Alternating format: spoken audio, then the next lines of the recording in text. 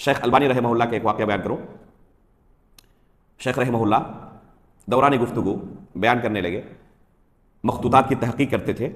مخطوطات کہتے ہیں پرانے زمانے کے ہاتھ کے لکھے ہوئے نسخے. یہ صحیح بخاری ہے، صحیح مسلم ہے، اور جو بھی کتابیں ہیں نا، یہ تمام حدیث کی کتابیں اور سلف صالحین کی کتابیں مخطوط کی شکل میں موجود ہیں. یہ پی ایچ ڈی کے اندر اس کی تحقیق کرائی جاتی ہے. یہ ایک فن ہے مستقل. ہمارے ہندوستان کے اندر مدارس کے اندر اس کا تصور نہیں ہے. یونیورسٹیوں میں کچھ حد تک ہے. عرب دنیا میں یونیورسٹیوں کے اندر جو ایم فل کے طلبہ ہوتے ہیں، پی ایچ ڈی کے طلبہ ہوتے ہیں، ان سے یہ کام کرایا جاتا ہے. میں نے اپنے ایم فل کے رسالے میں بھی اور پی ایچ ڈی کے رسالے میں دونوں میں نے یہ تحقیق کا ہی کام کیا تھا.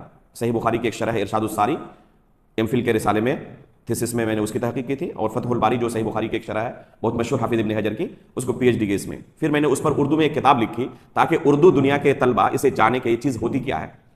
کتاب کا نام ہے عربی مخطوطات کی تحقیق و تدوین کے اصول و ضوابط. تو شیخ البانی رحمہ اللہ اس زمانے کے بڑے محققین میں شمار ہوتے تھے. یعنی صرف حدیث کی تخریج کے میدان میں نہیں، وہ تو معروف ہی ہے، حدیث کی تحقیق کا میدان شیخ البانی اس میں اپنے زمانے کے امام تھے. لیکن تحقیق المخطوط کے باب میں بھی شیخ البانی انتہائی متقن تھے. بڑی خدمات انجام دی ہیں اس باب میں بھی.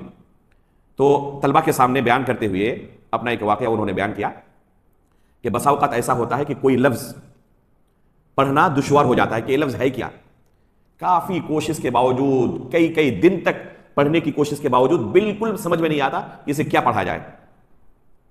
اور دیکھتا ہوں کہ ایک آدھ مہینہ گزرنے کے بعد بستر کے اوپر تکیے کے نیچے میری اپنی تحریر سے وہ کلمہ ایک کاغذ میں صاف طور پر لکھا ہوا ہے، حالانکہ اس کو پڑھنے کے لیے میں پریشان ہوں.